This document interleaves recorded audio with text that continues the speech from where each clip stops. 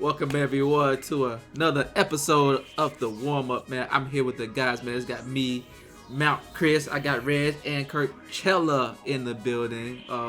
Say what's up. Man, we good. Deal, You man. Good. There was a cyber attack on my camera.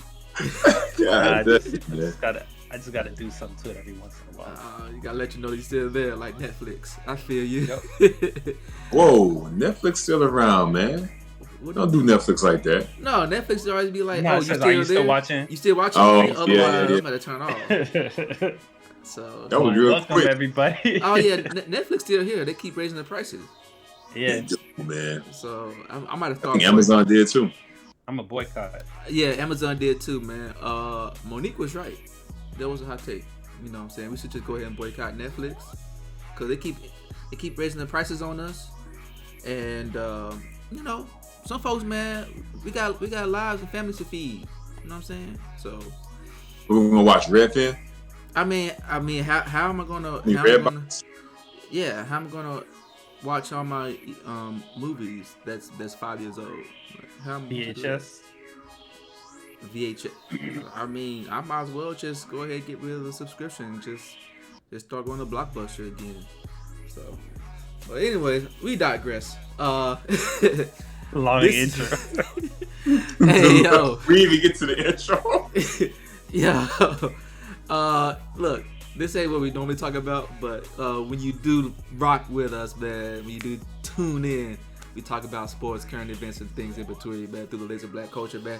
Check us out every Tuesday. We're here on YouTube, and then you can check us out on the Spotify. You can check us out on the Apple Podcast, wherever you get your favorite podcast from, man. So again, tell a friend and tell a friend. 5 stars if you're on a podcast side. If you're on the YouTube side, thumbs up. Like it. Tell a friend and tell a friend. And yeah, man, subscribe, hit the notification bell so you know when we drop. Like I said, we drop every Tuesday. And if you, in case you forget because you're busy, man, the notification will help you out, man. I'll let you know when we got the new one rocking with you. So please, go ahead and do that. It helps us with the YouTube algorithm, help us grow. And while you're at it, man, just check it out on the social media side, Grindhouse NTWK. That's on both on IG and on Twitter, man. Follow us, engage with us, and then also Reddit. I forgot about Reddit. And then finally, Discord. We have a community, so yeah, come through, man. The link is in the description box and also on our main page. So again, check all those things out. And yeah, is that it? That was really good. Yeah, I think you got all of them. You got you mentioned Spotify podcast, all that. Yep. Yeah. I think you hit every nut. Hey, I did it on the first try. First take, Chris. All right, let's go ahead and get into these topics, man. Hey, man, look, the number 1 draft pick from 2 years ago, the guy who's supposed to be a generational talent, man, Zion Williams, aka Mount Zion, aka Mr. 300. He's out here. He's again in the news for the wrong reasons, and part of it is not his own. It's not of his own doing. You know what I'm saying? He's having foot injury issues, and it's keeping him from getting back on the court. But he's also having some concerns from the viewing public and just the eyes that concerned citizens. From citizens, yeah, man. New Orleans is a place, man. It's a lot of good food, a lot of good culture there, man. Sometimes you can get caught up, you know what I mean? And look, sometimes it's hard to stay away from the etouffee. Caught up in the food or the culture? Both. Okay. I think they kind of, one and the same, so you can't decouple. Food culture, I got you. Yeah. So he's been seen being a little hefty, you know what I mean? Just kind of having some backpacks on and stuff, and people start talking, and he's winterized, man. He's winter ready. He is ready for New York, is what people are trying to say. Oh, wow. Yeah, man, look, there's a lot of stuff going on. He's had a setback in his rehabilitation. He's a little heftier, and people are concerned about his weight. And just the latest and newest thing that came out the camp is 2 things. One, he's talking about New York, like he ain't playing for New Orleans right now. And then secondly, new recent teammate McCollum, bro, I ain't heard from him. So I mean, there's a lot of stuff going on, man. It's not necessarily looking good. But now that he has missed more games than he has actually played, do you think this weight? Let's just start with the weight thing, man. Do you think the weight is a cause of concern for the great Mount Zion? I'll let Kurt Chella go ahead and kick us off on this one. Woo! The weight, man. So So I know I was listening to Brian Winhurst's podcast, or maybe it was a mismatch. I forgot who. They were talking about Zion. They were talking about the Jones fracture he has in his foot. We know KD had it. He was out for a minute. A few other people had it. Took them out for a minute, right? And they came back. These are lighter individuals, right? So anytime you have a break, any ailment within the foot, you have the weight that Zion's frame looks like it's built just to carry weight. Like it's like he's built to chase down quarterbacks, bro. He's solid like that. But he has this physical gift where he can just fly through the air, agile, nimble. The two things don't match. So it's been a theme since he's got in. People like, Zion, you're amazing, incredible talent. How about we dial it back on the weight a little bit, try to shave some of this off. And for whatever reason, either he's been against that, is not able to control it, whatever the reason is, the effect isn't met. And Zion is what, 6'6"? And I remember at a report when he was out, he showed up to some games during Christmas or around that time. They said he was like plus 300 pounds. Mm-hmm. All right. I'm 6'2", and at 225, 230, I'm feeling a little healthy around the midsection, right? I can feel the weight, man. My knees every morning. So for him to be a little, they're screaming, bro. And my knees screaming. So for him to be that size, man, can you name another player 6'6", 6'7", 300 plus NBA outside of maybe Charles Barkley? I mean, was Big Baby? I don't know. Maybe I wasn't checking for people's weight like that. I don't fat shame, so I don't know. I don't look at people's weights. Is that fat shaming listening to weight? Well, I'm just saying you asked. I won't go into fat shaming. I haven't paid special attention to anybody's weight, so I can't recall. Yeah. The only one I can think of is maybe Big Baby that was on. Maybe Big Baby, yeah. I'm fat. Shaq Diesel at one point was not in his best shape, but I don't know. That's what I'm saying. Yeah. I don't see size. I don't see size. Can we get you in the NBA? You might be a great defender. Hey Chris, you'd be a great center. Because you know how to play up. Because I definitely see size. I like you to tell Giannis when he's doing a Euro step down the lane. Hey bro, I can block your shot because I don't see size. I don't. He'll be on every poster ever, but not as the main character. I don't know how you got over me because I don't see size. But just to round out the comment, man, I think the weight has to have something to do with it, right? How much it has to do with it, we don't know because everybody's body carries weight differently. That's a fact. But weight has to have an effect on how he moves, man, because he's explosive, like Derrick Rose-ish before the knees. That has to have something to do with it, man. And going to New Orleans, that food is good, bro. That food is good. And just thinking about it, we all gonna pick up 2 pounds tonight. Mm-hmm.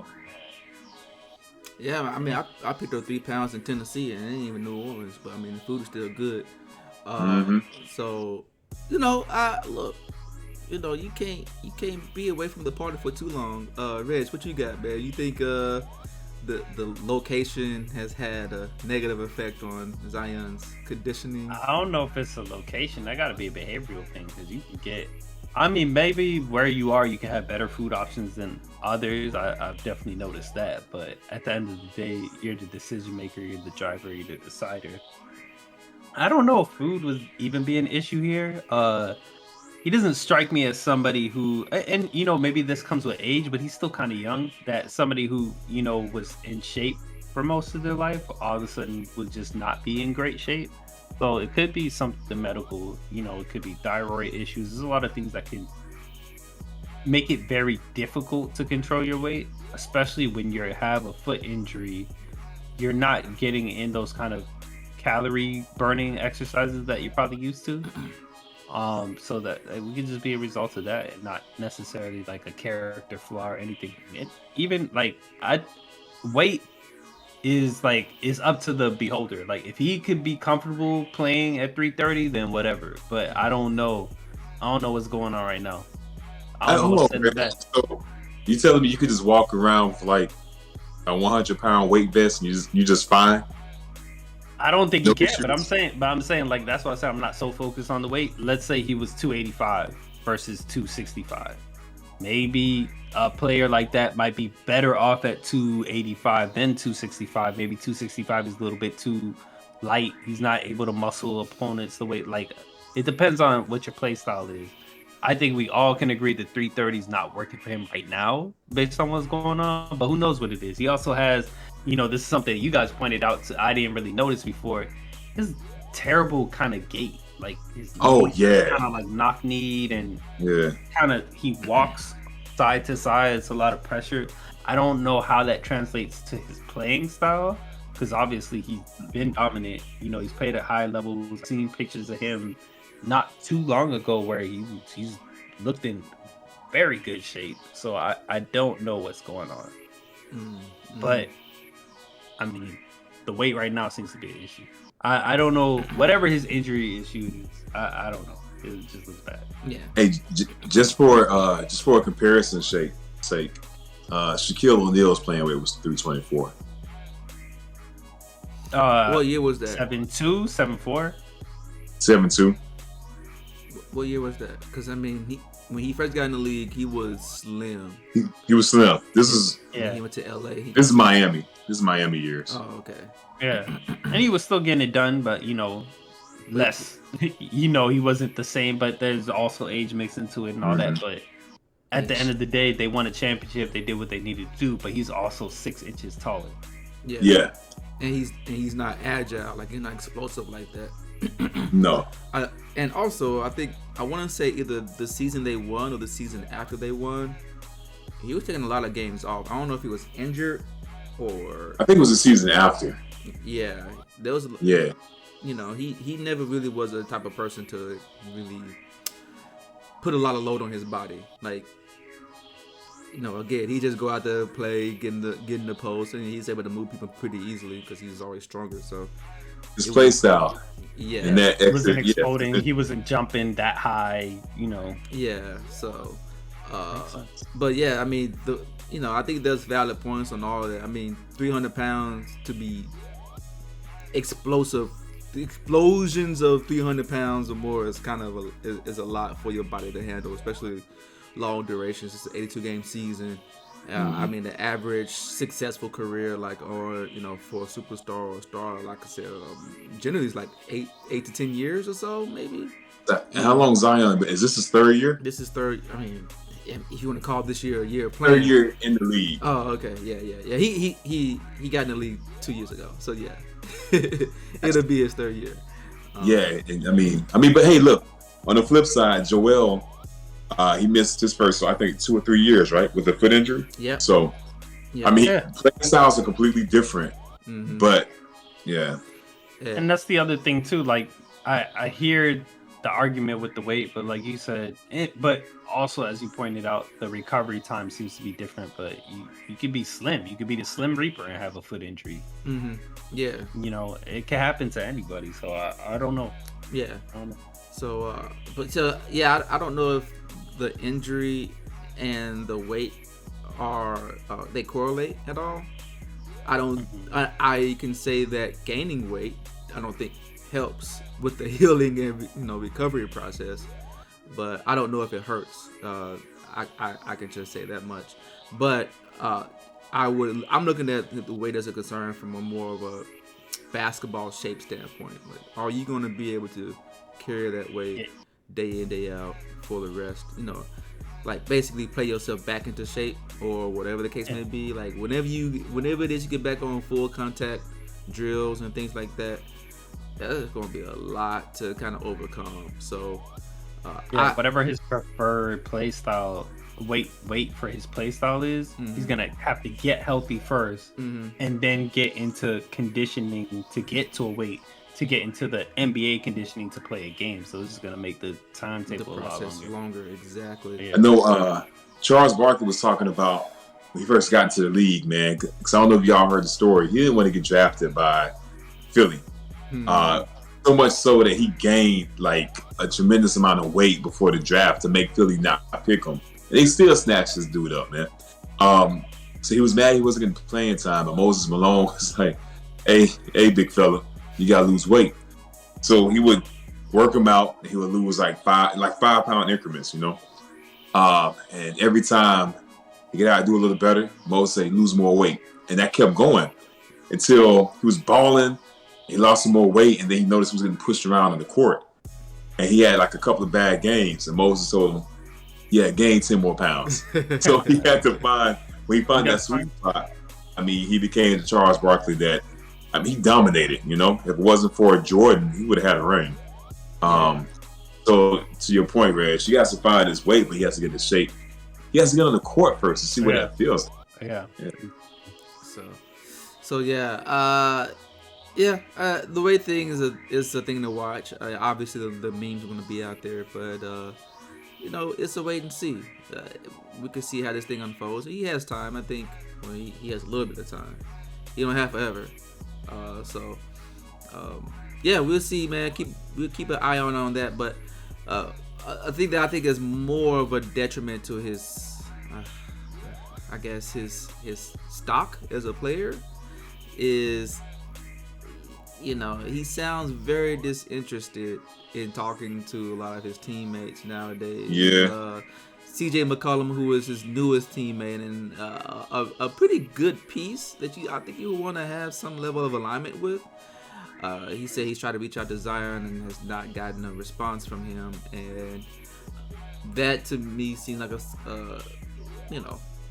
cause for concern about Zion and where he wants to be as far as being a future franchise player for the Pelicans.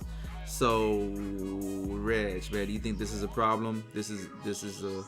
Let me say it this way: is he a bad teammate, or is it a sign that he's really just disinterested with the Pelicans as a whole? Let me just be a little bit more specific with my question. So for me, I don't know if he's a bad teammate per se. It's not a good quality to have. I don't know if it shows disinterest in the Pelicans. This is the only team he's been on.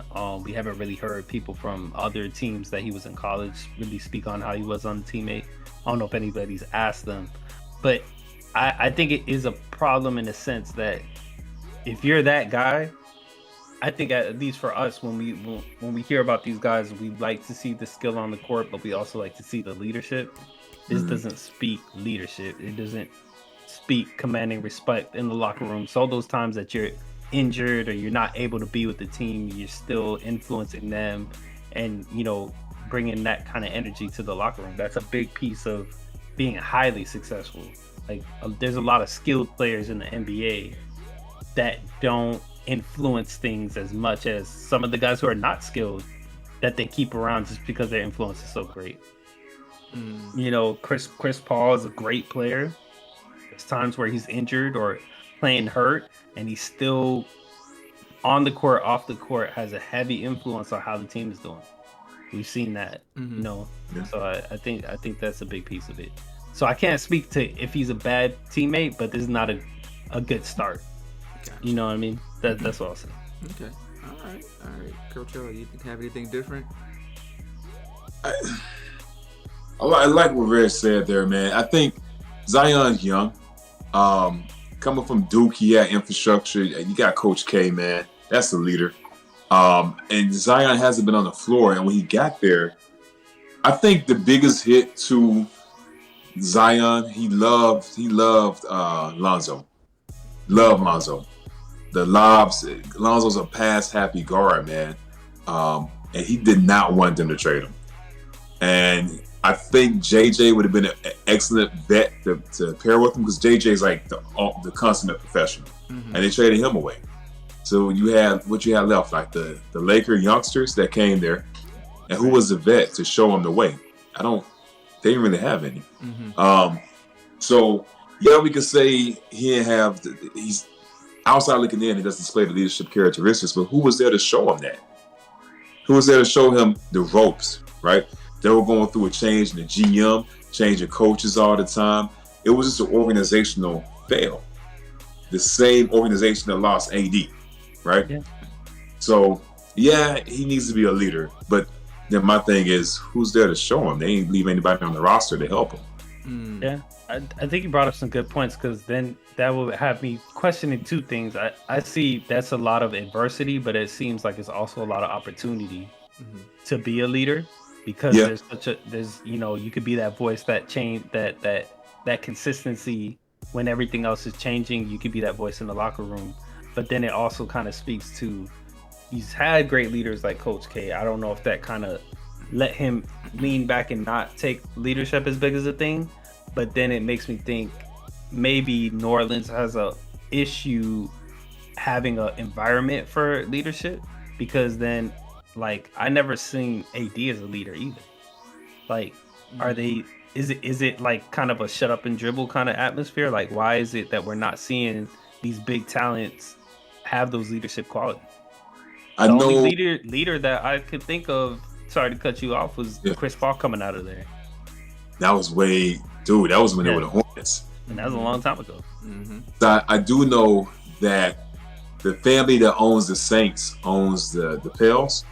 And their focus, it's been documented in a couple of different shows. Mainly, I'm not going to remember right now. But they say that the focus of that family are the Saints. They put all their stock, energy, resources towards the Saints. And the Pelicans are like this little toy that it was cool, but not anymore. Like when Tiffany Elmo was hot for a season, and then now it's in the back of everybody's closet. So it was like that. And you could tell, like, they held on to the old GM for, like, far too long. They cut him loose. They got a new one in, and now he's on a hot seat. The coaches are constant. I can't think of... The last coach who was stable was Monty Williams, to be honest with you, when CP was there. After that, I don't remember a New Orleans coach name. Alvin Gentry. Yeah. What, 2 seasons, maybe? Yeah. But, I mean, that's the only one I could think of that wasn't... Monty Williams. This sounds really dumb to me because when I think if you look at least how corporate works, whenever you have untapped potential or growth areas, it's like if that's how you really feel, then divest more, sell the team, invest more into what you think works. Give that use the assets you get from selling off to grow what you really think is what's going on, or at least works for you, and and sell that off to somewhere else. It doesn't make sense for you to keep both. And what do they think? Like they're siphoning money from this team to fund out? Like, it doesn't work. Because at the end of the day, it costs money to keep the bare minimum, to keep the lights on. You're wasting time and energy that you could be focused elsewhere. Yeah. Hey, so here's a question. I know we talk about this in pre-pop. I want to get your thoughts on it.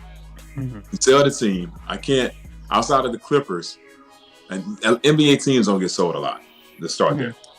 But when they do, they normally move, i.e. Seattle to OKC.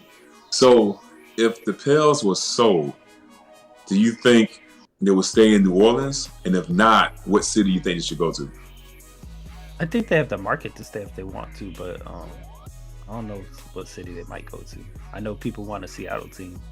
Yeah, I was going to say, first, the ones I could think of, the latest, purchases of teams have not moved. If you recall, the New Orleans Pelicans, they actually were held by the NBA because, they didn't have an owner. And that was during the Chris Paul. That's when the whole Chris Paul to LA thing got blocked. Right? So New Orleans didn't move when Memphis got bought by... Wait. I want to cut you off. How did because I thought, and correct me if I'm wrong, Was there like a couple of years when New Orleans did not have a team? Because Charlotte was the Bobcats at first, and then they changed from Bobcats to Hornets. Is that what happened? Charlotte was the Hornets. Then they got bought and moved to New Orleans, right, or something like that. Charlotte, right. Charlotte Hornets got moved to New Orleans.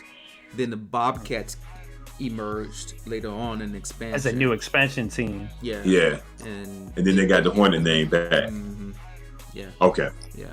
And also, wasn't it? I guess New Orleans had a team before that, and that would be the New Orleans Jazz that got purchased. It was from Jazz. Utah? Yes. Yeah. Yes. Way back when. Yeah.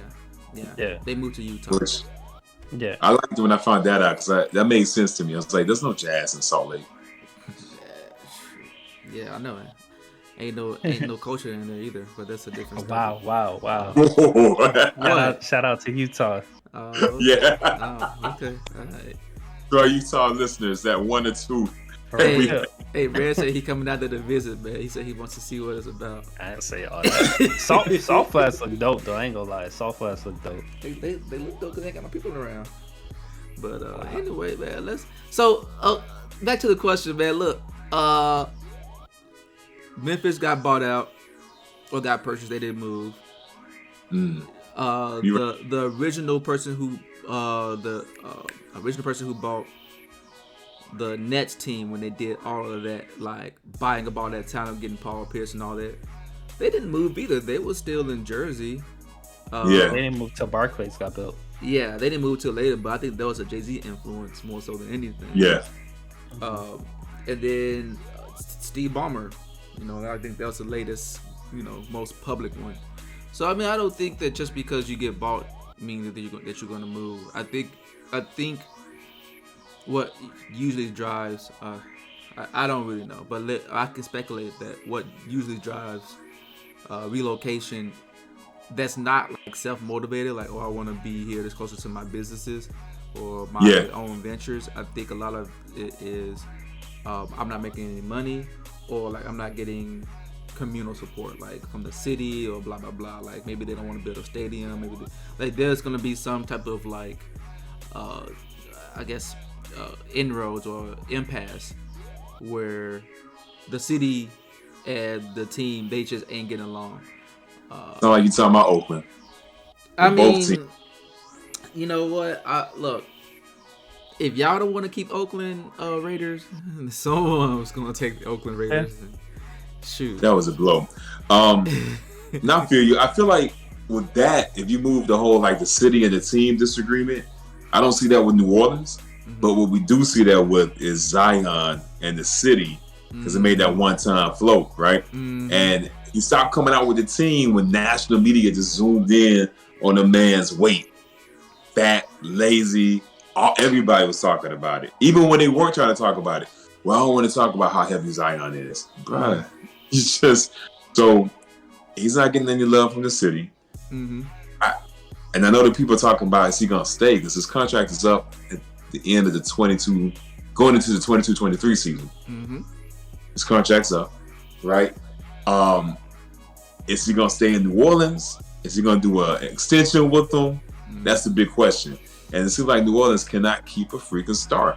They lost. Hold on. So you're saying this contract is ending this season, pretty much. Next season. Season. It ends next season. Mm-hmm. Yeah, is there a player or a team option or what? It's a rookie contract, so it's a player. It's a team option. They have an option to exercise. Okay. He'll be a restricted free agent if he doesn't sign. Yeah, so match any offer. Exactly. That too. Yeah. So then let me ask you this then, since you brought it up, man.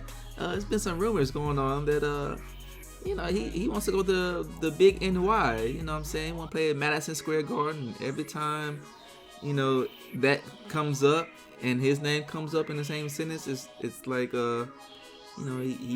he gets excited. You know what I'm saying? He ain't he's not overweight no more. Is what I'm getting.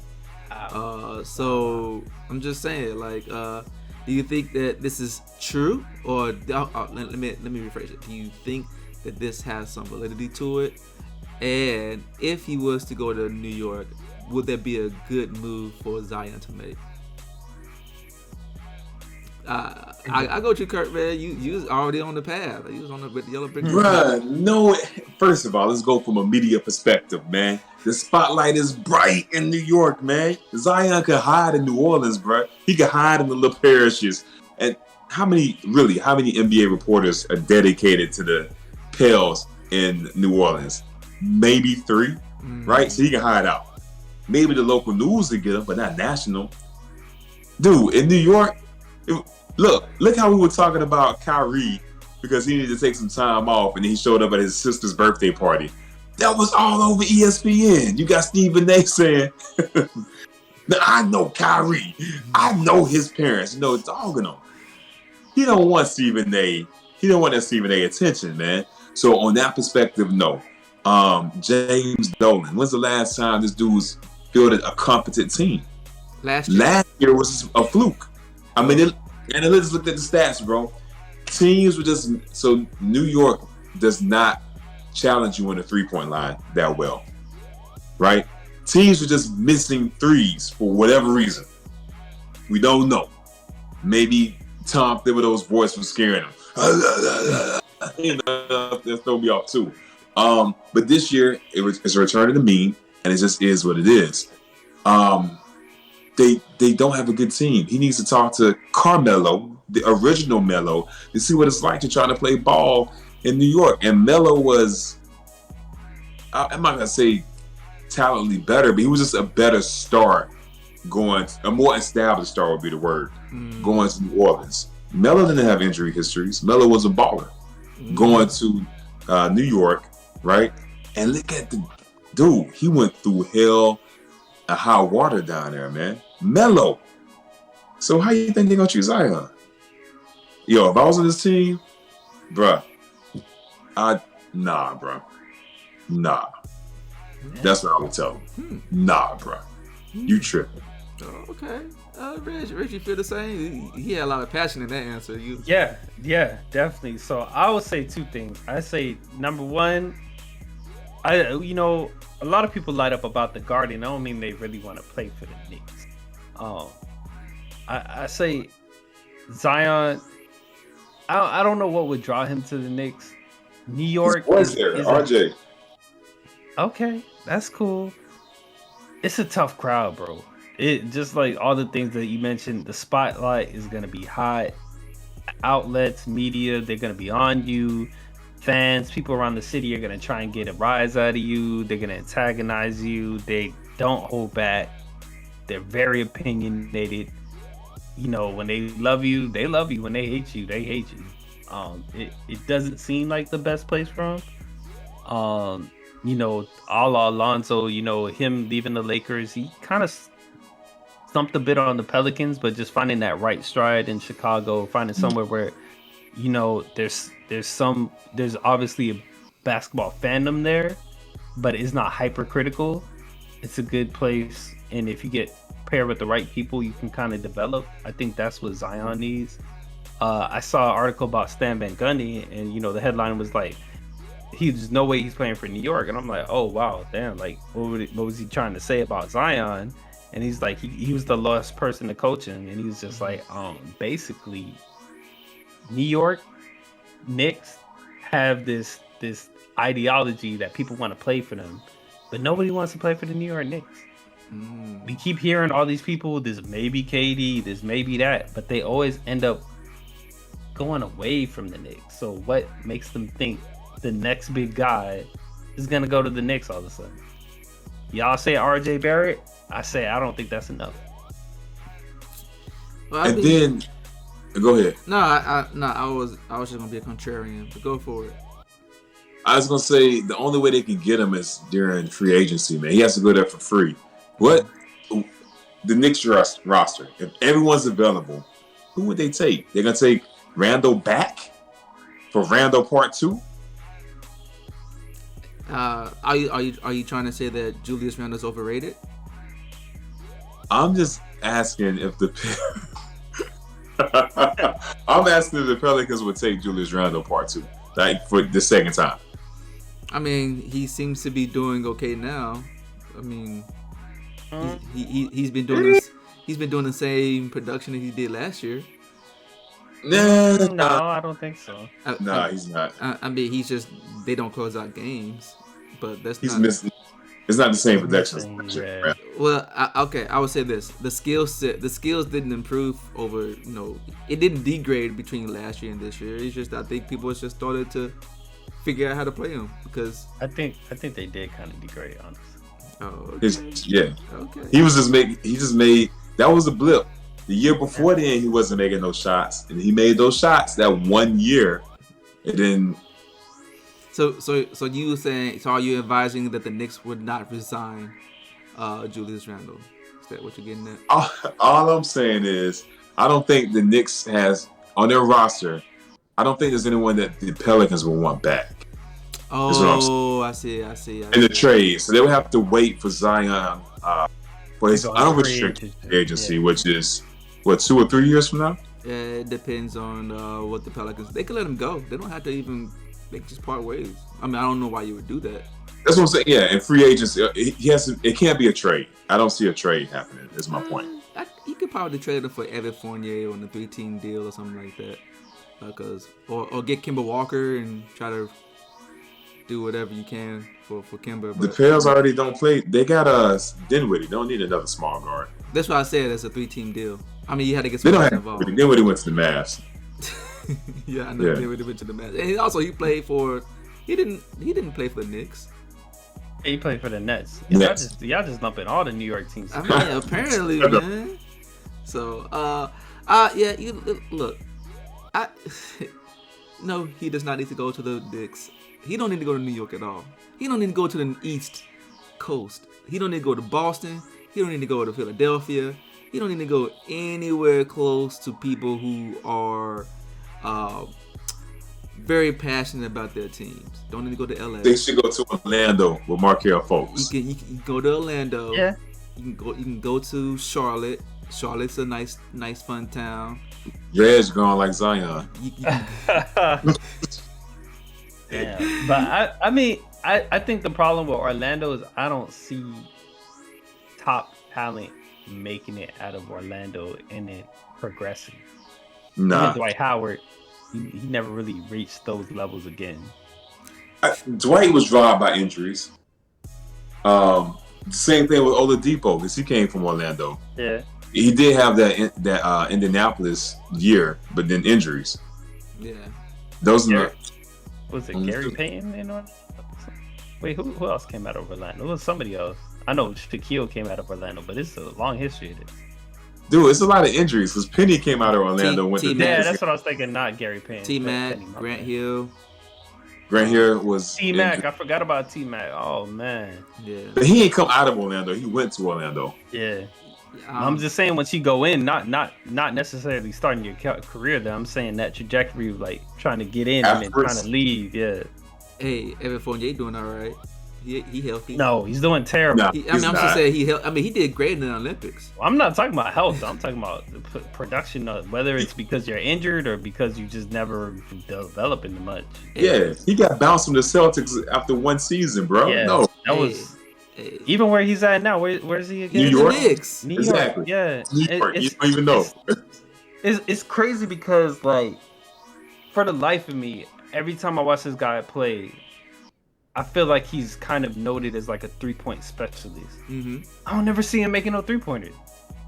Oh, he made some. I mean, I've seen it happen. I'm not saying I've seen it in Orlando. He's streaky. I've seen it in New York. I don't think they got a shooting coach though. I think the way that Mike D'Antoni teaches defense is how Thibodeau teaches offense. It's just like, hey man, figure it out. I fire all the shooting coaches and just teach defense all day. Like, So you said the super team would be putting D'Antoni with Thibodeau? I mean, you might as well. Because I mean, you don't know who's gonna show. You don't know what's gonna show up that night. I don't know if that's a super team. hey, it's solid. They need to go ahead and consolidate the Nets and the Knicks into one team, make themselves a super team. The Super Knicks, Super Knickerbockers. So It says his 3-point percentage this season is 39. yeah, he's Not making the them worst. shots. He's making. They're just losing, so you're not even seeing it in the highlights because it doesn't matter. Every game I watch, when I'm just like, they need a shot from him, and he's on the wing, I don't see it. I'm sorry. That's all I'm saying. From somebody watching who's seen a couple of Knicks games this season, maybe I'm missing just what every time Evan I got my head turned, I'm just not seeing it. Yeah, you missing it just like the Knicks are missing them W's, man. Wow. I'll send you an Evan Fournier mixtape of 2021 season. That way you can catch it. It's gonna be like 4 clips. It's gonna be the worst mixtape. That's gonna be the easiest editing job you ever did in your life. Oh my god. All right, man. All right, well, you know what? We're not here for Evan Fournier. We're here for Zion. So, yeah. Hey, and you know what? It would be nice because James Dolan wanted Zion from the draft. Because remember when he tried to tank, he got rid of everybody. He was playing like fans as players. Yep. And he still couldn't get it. I don't feel bad for the New Orleans fans, man, because they can't keep anybody. Hey, you can't run away from your destiny, man. I learned that in The Witcher on Netflix. So it's meant to be. You know what I'm saying? Zion in New York. Just let Dolan and Zion crash and burn together, or respawn and become the great. Y'all got all these food. Y'all got all these weight and food jokes. I don't think the pizza and all the other stuff that comes with New York is gonna be an issue. The New York hot dog, man. but you gotta walk everywhere in New York, man. So that's even worse. Y'all seen how you walk? That's not good. Wow. So you go to talk about the weight talk? I mean, his walk, man. I don't know about his weight, but his I don't know. I don't know what's going on. They gotta help him with that. Because that just doesn't look good. Okay, all right, man. Yeah, it's not good. Okay, let's say it's a 3-team trade, right? Just say he pulls, because he's been watching James Harden, he's been watching Ben Simmons. So say he does a Ben Harden, right, and gets his way out of the Pels. That means Bi is now the number 1, and McCollum is firmly the number 2. So who should they get back to make that a nice trio? Like what type of player? They need a front court player.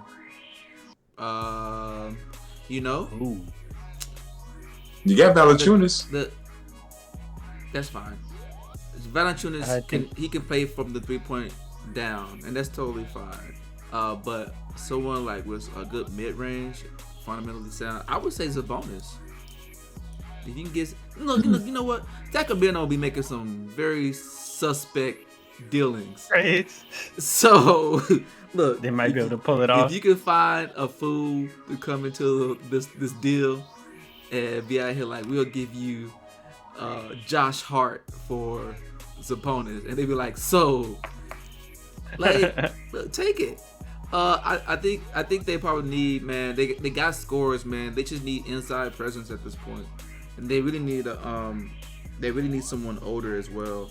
If they can somehow fleece Jay Crowder from the Suns, which I don't know how you would do it, short of a Suge Knight-esque persuasion, then I don't know how you get him away from the Suns though. But you need someone. Nah, he's not gonna come to the Pels. But he's a point guard. I was gonna say Pat Beverly. He's good at setting tones. We don't have many tone setters. I mean, if you want to get one of the Morris twins, I mean, they obviously like to fight, cross the line a little bit, be a little habitual with their stepping, line stepping. So. You said front court. It reminded me of a front court player that the Hornets of New Orleans had back in the day. Was David West. Mm-hmm. Yeah, they need somebody his ilk, man. That would have been perfect. Yeah, so I don't know, man, but definitely keep Brandon Ingram if you can. McCollum, I would even say McCollum's expendable, only because I think so. You want to have enough leverage to make a possible trade to get like a utility point guard, and you have a scoring, and just build it around Brandon Ingram. You know what I'm saying? I don't want to say he's KD. He's KD-esque. He's kind of like a poor man's KD. He's a good mid-range. He's tall and slender. Yeah. And he just kind of has generally a even kill. doesn't really do too much or do too little emotionally, but he's consistent. What they got Devontae Graham, who's like I think Devontae Graham's role is great coming off the bench because he could just come out and just light it up. But he's not a facilitator. I think they need a facilitator. And they also have Larry Nance Jr. there, who's a solid player, but he doesn't, like you say, he doesn't set a culture. Yeah, I feel like he's a jack of all trades. Like he'll bring you some serviceability, but like he's not gonna stand out in any particular way. Yeah, he's not like your KG's gonna come in and change your whole organization. Yeah, a Draymond, he's not. That's a big personality plus skill. Yeah, man. I can't think of anything more off the top of my head. Most of the talent is already locked up. It's kind of hard to, man. I don't know. Yeah. I don't know. So we'll see. But at the end of the day, it looks like this is a reflection to me of poor organizational skills from the Pelicans and also maybe we're looking at it from the wrong side of the lens or from the telescope, and it not being Zion's issue as much as a reflection of the organization as a whole that continues to find ways to trash or damage or not nourish their generational talents. Is the player conditioning also an issue over there? AD came out of that camp. Boogie had his injury over there, right? Boogie was a freak accident because he was that thing. Achilles just came out of nowhere. Yeah. AD wasn't really injury prone. I mean, he had injuries. He had injuries in New Orleans, but it wasn't him so much as like the rest of his team. Right? He just never had a healthy team. Drew Holiday was injured, or But that still. And that goes back to his point. Yeah, so I think it's really more the organization, medical staff. But I think I heard something about. I think I mentioned it too before that the Pelicans kind of share. They kind of double dip on that medical staff with the football team. So they focus on the Saints. Okay. Look, I ain't breaking Which no again, news. why split the bill at all? Because any time you spend with the Pelicans is time that could have been spent with the other team. Well, You're really that dedicated to your football team. Sell off the other team. Use the cash flow to support the team that you believe in. I don't get it. I mean, I'm gonna hold two businesses and run one badly. Hey, look, all we got to do is come up with a grindhouse coin that we can mine them, and then we can buy the Pels, bro. Grindhouse coin. FCC look that way.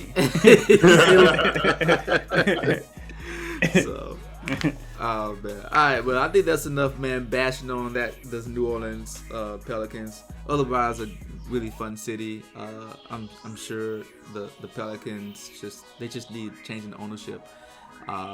So yeah, we're gonna keep it to this one topic, man. Zion was a heavy load that we had to go ahead and unpack. You know what I'm saying? Just hopefully we get off to on a good foot from moving forward. So, Madison Square Garden. Sign off. Coachella, anything you want to say? I'll go last, man. Oh yeah, you got a factoid. Okay, Red, my bad, man. Thanks for rocking with us. Really enjoyed the conversation here. I hope Zion comes back and does well. And all you weight shamers out here, man. This man who people who don't see size when he come back in beast mode and he's doing these big dunks. Just remember what y'all said about this, man. Just remember that. Okay. All right. Coachella, go for it. Hey, so since we're talking about like weight, there's a sport out there where weight is a benefit. There's a couple of them, right? You got wrestling, possibly, right? Football, offensive lineman, right? Maybe defensive lineman in the center. There's an Olympic sport that was an Olympic sport from like 1900 to 1920 that weight would have been tremendous. That's tug of war, right? So tug of war was an Olympic event from 1900 to 1920s, man. And a couple different countries played the tug of war game. And the heavier you are, man, you can't move that rock, man. So maybe if it doesn't work out in basketball, man, maybe we could bring tug of war back to Olympics and we can have Olympic Zion. Olympics. I think he would do good at the tug of war, to be honest. Especially when he's in his muscle mode. I don't know if just pure weight. I don't know.